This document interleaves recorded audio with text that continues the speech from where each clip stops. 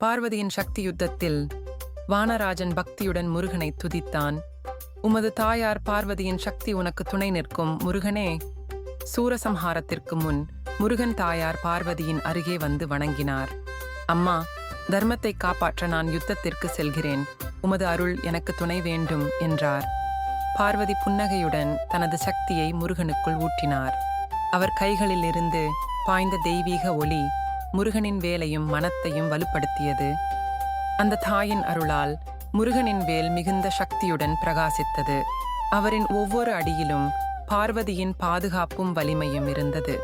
சூரபத்மன் வீழ்ந்தபோது தேவர்கள் கூவினர்.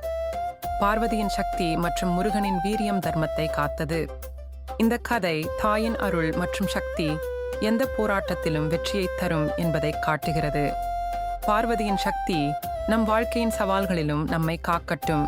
மேலும் Murugan கதைகளுக்காக like and subscribe செய்ய மறக்காதீர்கள்.